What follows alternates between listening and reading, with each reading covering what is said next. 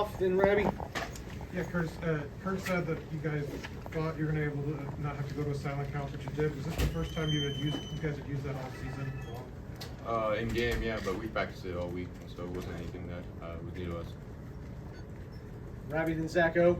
Curtis, their pressure, their blitz package, what was it that they were doing that was so impactful? They brought some good blitzes and timed it up well, and just had some good plays called and executed better. Zach O, then Zach B. I guess are there things, and I recognize first drive sometimes can have some script to them, can be a little bit more sequenced, but are there some things you can point to on that first drive in the first half where you scored the touchdown that you just kind of couldn't repeat? Is the game more on offensively? I think we just executed a lot better and at a higher level that first drive, and we're able to take advantage of the looks and the plays that we had, and then we just didn't execute down the stretch or after that as well as we want to. And in games like this, you have to. Zach O on your right, then Zach B. Or sorry, Zach, then Jack. Curtis over here, what was kind of making those blitzes so successful for Ohio State? They were disguising it well. What was it? I mean, it's all stuff that we've seen before. I got to do a better job of recognizing them and be able to know where to go with the ball. And then as an offense, just be able to just learn from the game like this, make sure it doesn't happen in the future. Second row, Jack, and then Seth. Yeah, Curtis, obviously, first loss of the season, but still a lot to play for. What's kind of your message as a leader, moving forward with, the one more regular season game and whatever after that? Yeah, I mean, a loss is never fun, but the good news is that we got a game next week. It's a big game, rivalry game, and so take 24 hours and then just get ready for it. Go Seth in the front, and then Daniel. Yeah, Curtis, just some of the uncharacteristic mistakes that you guys made today. How frustrating is that to have that happen after you were able to avoid so much of that up until now? Yeah, I mean, you got to be close to perfect in order to be a team like this, and we're going to have a chance to play a lot of similar teams like this, and so knowing that we can't have these mistakes and we got to be on our game for the whole game, it's your learning opportunity, but you got to be able to move on now and not have any more learning opportunities. Daniel, then Rich. Was there anything within the mistakes that almost surprised you? Just kind of how old of a roster it is, in your opinion? I wouldn't think so. I think it's just attention to detail. I always look at myself, knowing that some plays I want to have back, some throws I need to have in order for this team to move the ball down the field.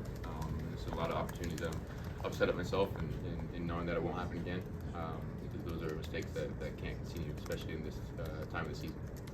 Go Rick, then Matt. Yep. When they're bringing the pressure that they did, and they caused you to fumble once, and there were a number of other sacks, are there parts of the offense that you guys have to junk and not use because the line wasn't able to hold up? I don't think so. You just got to trust that moving forward, we're gonna handle it. I wholeheartedly trust the whole offensive line, tight ends, receiver groups, and running backs, and so my mindset doesn't change that I need to do anything differently because I've been sacked a couple times. Biggest thing is that I got to hold on to the ball even when I'm getting hit. So that's something that I need to work on. It's happened a couple times this year. We'll go Matt on your right. Coach mentioned you guys. There were times you were able to run the ball pretty well, but you get a negative play, get a sack or something. I guess how difficult, how frustrating was that you guys would maybe take one step forward and then 2 steps back, and you're just playing behind the sticks so much? Yeah, it's hard to win games when you have second and third and long, having to capitalize on those. And so even going back to the Michigan week, we got to make sure we don't put ourselves in those tough situations because it's hard to win games, like I said, and that's definitely an area of emphasis moving forward. Got time for 2 more. Jake, Kurt.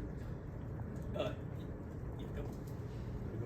Yes, Chris, just how difficult it was when you guys were repeatedly in those 3rd and 9 situations. It just seemed like every series came up facing that same situation. Yeah, it's tough, especially with the defense that's as talented as they are, and like mentioned, it's difficult to convert on 3rd and long, especially against a good defense. But at the same time, we had opportunities to convert and we weren't able to. And so that's also pointed at us as well. 'Cause we're going to be in those situations. We're going to need to be able to capitalize a lot better than we did today. Last one, Jake, on your left.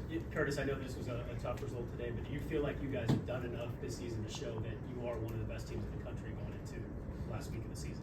Yeah, I hope so. I mean, we trust ourselves against anybody, and we look forward to hopefully an opportunity to get a rematch at some point. But just knowing that next week is a big game, and we got to go handle Purdue and then move on and take one game at a time.